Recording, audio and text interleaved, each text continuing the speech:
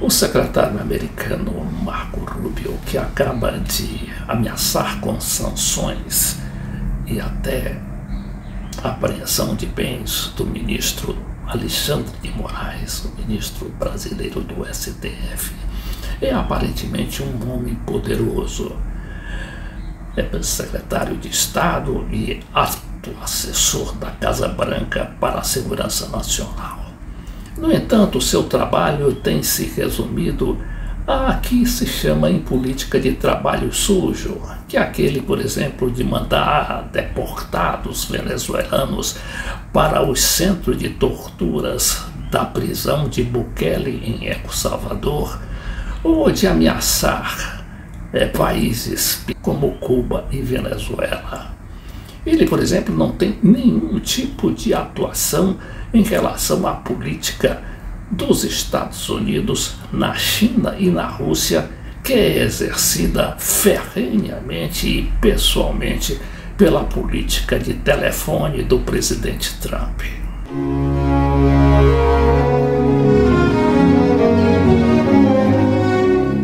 Agora, para a gente entender essa política peculiar e indireta do Trump, a gente precisa examinar alguns fatos passados.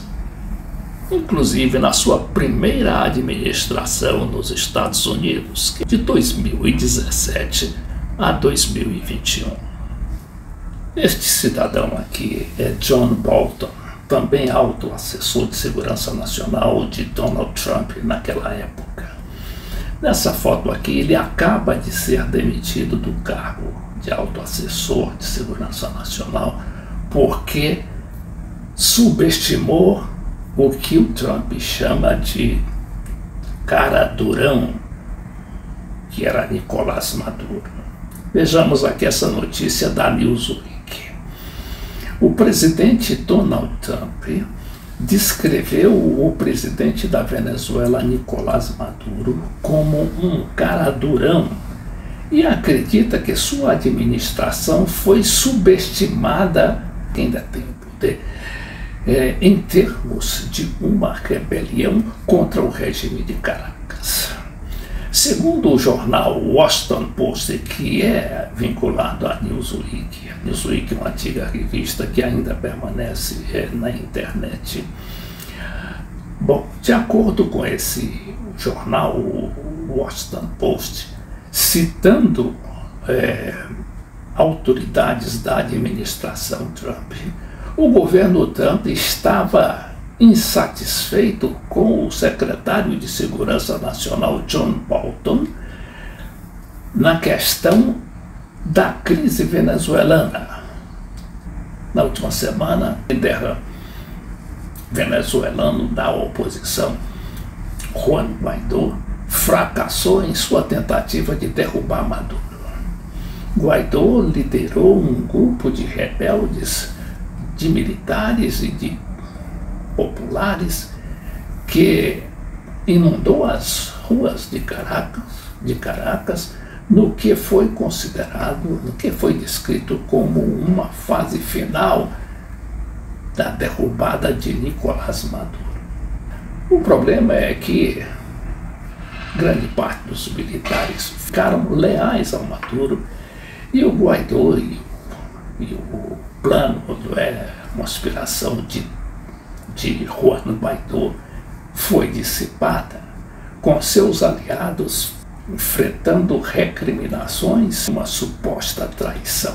A John Bolton, apesar desses fracassos, ele era considerado um daqueles grandes falcões. Ele só vivia ameaçando invadir militarmente não apenas a Venezuela, mas também o Irã e aqueles países que se levantavam contra a política de Washington. Não satisfeito com a demissão, é claro, o John Bolton vai escrever um livro fazendo 4 revelações sobre o governo Trump, segundo esse material aqui da BBC. As polêmicas memórias do ex-assessor presidencial que a Casa Branca quer proibir. Agora, a Casa Branca quis proibir o livro John Bolton, mas não conseguiu. Então, esse livro de memórias, o ex-assessor de segurança nacional, revela informações relevantes que não vieram à tona durante o processo de impeachment. Trump acusou Bolton, numa entrevista na televisão na quinta-feira, de infringir as leis ao publicar o livro. Bolton, que tinha sido embaixador dos Estados Unidos na ONU durante o governo de George Bush, trabalhou com Trump na Casa Branca de abril de 2018 até setembro de 2019. Ele nega que esteja cometendo algum crime. Esse outro material aqui da BBC, falando sobre Maurício Claver Carone, o escolhido por Trump para restaurar a ordem na América Latina. Tanto esse Maurício Carone quanto o próprio Marco Rubio são de origem cubana. Só que o Marco Rubio, na realidade, ele não é filho de um opositor direto do Fidel Castro, porque seu pai tinha emigrado de Cuba para os Estados Unidos antes da Revolução Castrista. Sim, mas quem é esse homem aqui? Então esse homem chegou com Marco Rubio, porque eles são muito amigos, justamente para fazer o quê? Restaurar a ordem na América Latina. Isso segundo as próprias palavras de Donald Trump. Só que esse Maurício Claver Carone acaba de ser demitido, ou, como ele diz, ele se afastou do cargo. E esse cargo era de enviado especial para a América Latina. Só que em questões também decisivas e sensíveis, como a questão venezuelana e a questão cubana, ele não se meteu. O Trump tinha lá um cidadão chamado Richard Grenell, que, sendo assessor do Trump, ele foi já embaixador na Alemanha, ele faz contato diretamente com Maduro e acaba de, inclusive, libertar um dos reféns do governo de Maduro, que alega ter apreendido um cidadão chamado lá Sam Clark, que era da aviação dos Estados Unidos. O governo alega que ele era um terrorista infiltrado e foi lá a mando de pessoas interessadas em desestabilizar o regime. Ele foi preso em novembro, mas agora, em sinal de boa vontade do Maduro em relação aos Estados Unidos, ele foi solto. E já se anuncia, por exemplo, algo que é muito contrário à política do Marco Rubio, que é de ataque direto à Venezuela, se possível ataque militar, inclusive também em relação a Cuba, o país de seus antepassados. E nessa questão, por exemplo, da Chevron, a Chevron, ela é sempre uma ameaça dos Estados Unidos contra o governo de Maduro, porque a Chevron é uma empresa americana que explora praticamente 20% da produção atual da Venezuela.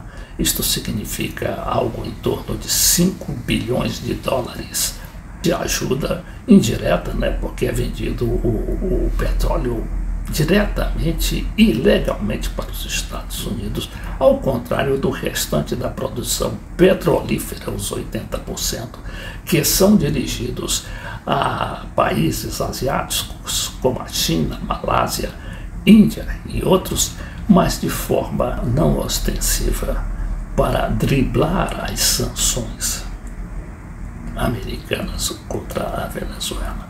Então essa empresa Chevron, juntamente com a Repsol da Espanha e a Eni da Itália e mais uma empresa francesa, elas teriam sido proibidas de atuar a partir deste 27 de maio.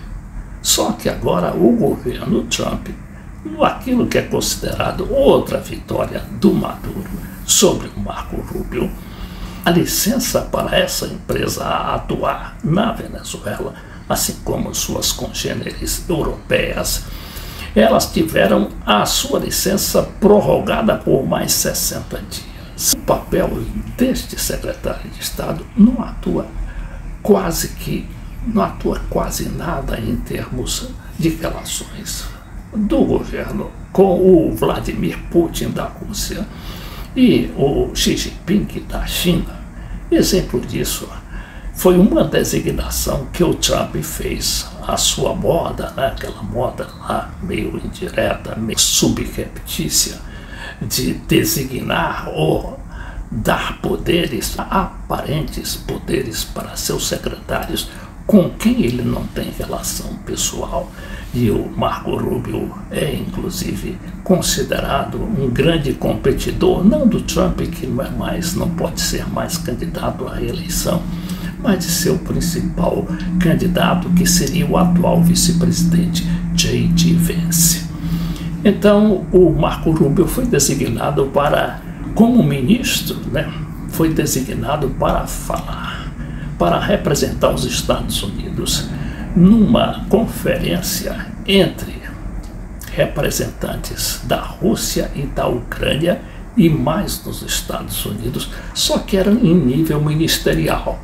Mas o Putin, sabidamente, acabou puxando o tapete do Marco Rubio, deixando lá uma comissão, de nível abaixo de ministro de Estado, ou seja, de segundo escalão, atando praticamente as mãos do Marco Rubio, que ficou sem o que fazer ali na cidade de Istambul, onde estavam as duas equipes, as duas equipes também em nível abaixo de ministros, porque o Zelensky tentou participar dessa reunião, mas acabou sendo impedido pelo protocolo e não chegou a ir nem a Istambul, fazendo, como sempre ele gosta de fazer, teatro. Foi a Ankara, na capital, onde se encontrou com o presidente Recep Erdogan.